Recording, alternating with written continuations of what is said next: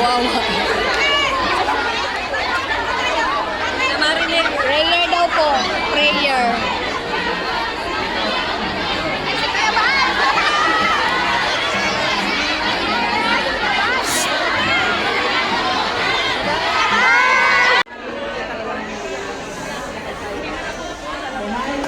Masigla at masaya. Kaya tayo ay lang po natin tulong.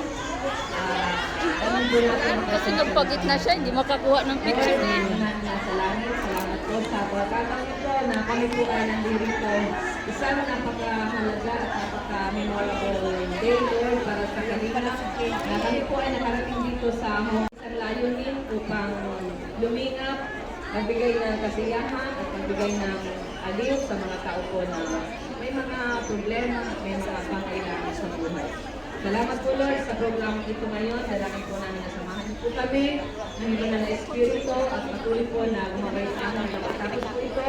Wala pong anumang untoward incident na mangyari. Patuloy po maging successful ang gawain ito. Salamat po sa inyo po ang kapulihan.